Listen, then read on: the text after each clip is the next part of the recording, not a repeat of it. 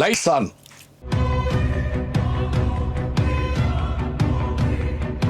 வணக்கம். திங்கள் வந்த உடனேயே நமக்குள்ள ஒரு வகையான ஒரு உற்சாகம் பீரிட்டு அடிக்கணும். எல்லா திங்கக்கிழமையும் இது தானங்க சொல்கிறீங்க அப்படின்னு நீங்கள் சொல்லக்கூடாது. ஒவ்வொரு திங்களும் நமக்கு பொது திங்கள் தானுங்க. அதாவது ஒவ்வொரு கணத்திலும் ஒரு பூ பூப்பதை போல நம்ம மனதுக்குள்ளே ஒரு மகிழ்ச்சி தோன்றடுங்க, உற்சாகம் வேணும். ஏன்னா மனிதன் இயங்குகிற வரைக்கும் தான் மனிதன். இயக்கம் நின்று போச்சுன்னா என்ன ஆகும் நினச்சி பாருங்க. அப்போ இந்த இயக்கம் என்பதும் சில நேரங்களில் நம்ம கையில் இல்லையோன்னு தோணுது. என்னடா இப்படி சொல்கிறீங்க, அப்புறம் நீங்கள் எதுக்கு இவ்வளோ சொல்கிறீங்க அப்படின்னு. இல்லை, தெய்வத்தால் ஆகாதுன்னு முயற்சி தான் மெய்வர்த்த கூலிதர்னு சொல்கிறோம். விதின்னு ஒன்று இருக்குங்கிறோம். இது இப்போ மற்ற இதுகளில் இல்லை, சமண பௌத்தத்தில் இருக்குது. நம்முடைய இதுலேயும் விதி கோட்பாடு உண்டு. உண்மையிலேயே இந்த விதிங்கிற அந்த ஃபேட் அப்படிங்கிறத பற்றி எதில் வருது? ராகுல சாங்கித்யான்னு ஒன்று எழுதுகிறாருங்க, வாழ்கா முதல் கங்கை வரையில். நான் அது இன்னொரு நாளைக்கு சொல்கிறேன் உங்களுக்கு.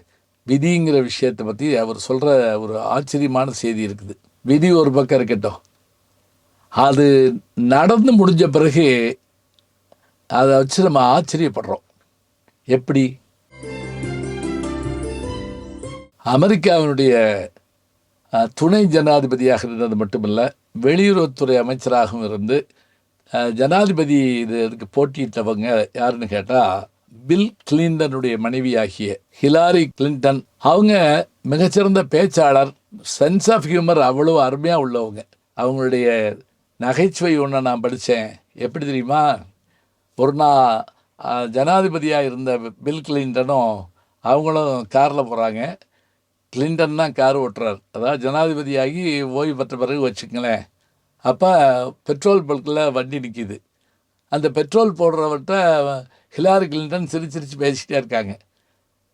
கிளின்டன் ஒன்றும் சொல்லலை, இருந்தாலும் வெளியில் கேட்டாராம், யார் அந்த பையன் இவ்வளோ சிரித்து பேசுகிறேன்னு.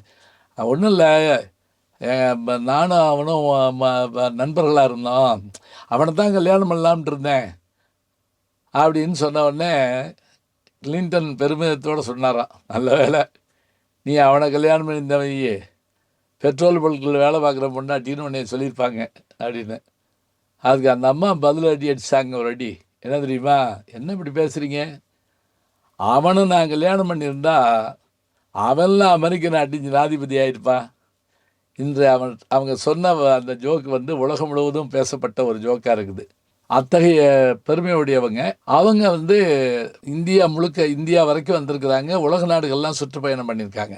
ஜனாதிபதி ஆக முடியலன்னு கேட்க வேண்டாம், ஏன்னா அமெரிக்கருடைய மனோபாவங்கிறது வேற. பெண்களுக்கு ஓட்டுரிமையாக அவங்க 60 தாங்க கொடுத்தாங்க, 1960. இப்போ இவங்க ஹாட் சாய்ஸ் அப்படின்னு ஒரு புத்தகம் எழுதியிருக்கிறாங்க. அந்த புத்தகத்தில் இருந்த ஒரு செய்தியை பார்த்தோன்னே ரொம்ப ஆச்சரியமாக போச்சு. அப்படி என்ன செய்தி அப்படின்னா, 2ஆம் உலகப் போர் நடக்குது. அதாவது 1939 1944 அந்த 5 ஆண்டுகளுக்குள்ள போர் நடக்குது. இப்போ ஹிட்லர் உலகத்தினுடைய அதிபதியா அல்லது வழக்கப்படி பிரிட்டனா மற்ற நாடுகளாங்கிற ஒரு பிரச்சனை நடக்கிறப்ப, நேச நாடுகள் நட்பு நாடுகள்னு பிரிஞ்சுட்டு சண்டை போடுற போது ரஷ்யா உள்பட, ரஷ்யாவில் அப்போ மாதிரி அழிவு எப்போயும் ஏற்படலை ஹிட்லருடைய அந்த படையெடுப்பில். அப்போ ஒரு ரஷ்ய கிராமத்திலிருந்து போருக்கு போன ஒரு இளைஞன் போர்க்களத்திலேருந்து திரும்பி வர்றான், தன்னுடைய ஊருக்கு லீவுக்கு வர்றான். வந்தவன் அதிர்ச்சி அடைகிறான், கிராமமே அழிஞ்சு போச்சு, அவன் வீடு கூட இல்லை. அது மட்டும் இல்லை, வண்டியாக பணத்தை ஏற்றிக்கிட்டு இருக்காங்க. இதில் டிராக்டரில் ஏற்றுற மாதிரி ஏற்றுறாங்க. கதறி நிற்கிறான் அப்படியே. இப்போ அப்படி ஏற்றப்பட்ட அந்த மனித உடல்களுக்கு நடுவில் ஒரு காலை பார்க்குறான். அந்த காலில் இருந்தக்கூடிய அந்த ஷூ இவனுக்கு சுரீர்னு உரைக்குது. தான் மனைவிக்கு தான் வாங்கி கொடுத்ததில்ல அப்படின்ட்டு ஓடி போய் தான் இருந்த இடத்துல, வீடு இருந்த இடத்துல தேடி பார்த்தா இன்னொரு ஷூ எடுத்துட்டான். எடுத்து அந்த காலில் பொருத்தி பார்த்துட்டு உடனே என்ன செஞ்சான், அங்கே இருக்கிற அதிகாரிகள்கிட்ட கெஞ்சி, இது இவங்க என் மனைவி தான், நான் எங்கள் மரபு முறைப்படி நான் போய் அடக்கம் பண்ணிக்கிறேன், தயவு செஞ்சு அனுமதி கொடுங்கன்னு தொட்டு பார்க்குறான். அவளுக்கு உயிர் இருக்குதுங்க. உயிர் இருக்கிறத பார்த்த உடனே ஒன்றும் பேசாமல் அப்படியே அவங்ககிட்ட ஒன்றும் சொல்லாமல் அவள் தோளில் தூக்கிட்டு ஓடி ஆஸ்பத்திரி கொண்டு போகிறான். படாத பாடுபட்டு அவளை பழக்கி வச்சிட்றான். அவள் நல்லா ஆயிடுறான். அவங்க மன வாழ்க்கை நல்லா இருக்கு. அவங்களுக்கு ஒரு பையன் பிறக்கிறான். அந்த பையன் யார் தெரியுமா?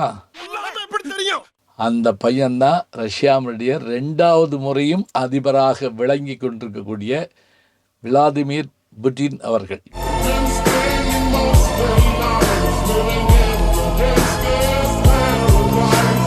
இந்த செய்தியை நான் சொன்னாலோ நீங்கள் சொன்னாலோ நம்ப முடியாதுன்னு சொல்லலாம்.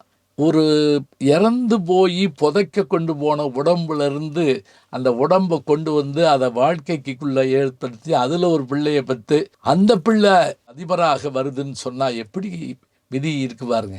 ஏன் நம்ம பாபா சாஹிப் அம்பேத்கர் அவர்கள் 14வது குழந்தைங்கிறாங்க, வள்ளலாரது போல. கண்ணதாசன் 8வது குழந்தைங்கிறாங்க.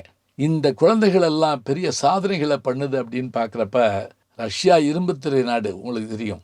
இந்த இரும்புத்திரை நாட்டில் அவர் வந்து தன்னை வளர்த்துக்கிட்டு முயற்சி செஞ்சு பெரும் இடத்தை பிடிச்சிருக்காருன்னு சொன்னால், உலகத் தலைவர்களில் ஒருவராக நம்முடைய இந்திய பிரதமர் அவர்கள் அவரை பலமுறை சென்று சந்திக்கிறார். இன்னும் சொல்லப்போனால் இந்தியாவுக்கு மிகுந்த நட்பு மிகுந்த நாடு ரஷ்யா தானங்க. சீனர்கள் படையெடுத்த போது நமக்கு உதவிய நாடு ரஷ்யா தான். அப்படிங்கிறப்ப நாம் வந்து ரஷ்யாவை அவ்வளோ மதிப்பாக நினைக்கிறோம். நான் ரஷ்யாவுக்கு போயிருக்கிறேன். செயின்ட் பீட்டர்ஸ்பர்க்கில் ஒரு 3 நாளும், அதே போல் மாஸ்கோவில் ஒரு 2 நாளும் இருந்துட்டு வந்திருக்கிறேன். இதெல்லாம் நினச்சி பார்க்குறப்ப பெரிய ஆச்சரியங்களை நாம் வந்து எதிர்கொள்கிறோம். எனவே விதி, கடவுள், மற்றவையெல்லாம் ஒரு பக்கம் இருந்தாலும் முயற்சி என்பதே நம்முடைய வளர்ச்சிக்கு அடிப்படை என்பதை மறந்துவிட வேண்டாம். வெற்றி எப்போதும் நமக்கு அருகிலே தான் இருக்கிறது.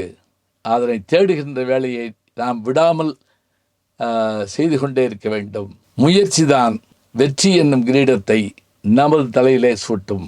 நல்ல செய்திகளை நாளும் சந்திப்போம், நாளை சந்திப்போம். வணக்கம். ஜி ஞானசம்பந்தன் யூடியூப் சேனல் பாருங்கள். உங்களை தேடியே உங்கள் வீட்டுக்கு வருது. கேட்காம ஒரு விஷயம் உங்களை தேடி வருது பாருங்கள், அதை பிடிச்சி வச்சுக்கோங்க. நம்முடைய யூடியூப் சேனலை சேர்ந்து Instagram, Facebook, Twitter, blog, WhatsApp channel என்று அத்தனையிலும் நான் முன்தொடர்ந்து செல்கிறேன். நீங்கள் பின்தொடர்ந்து வாருங்கள்.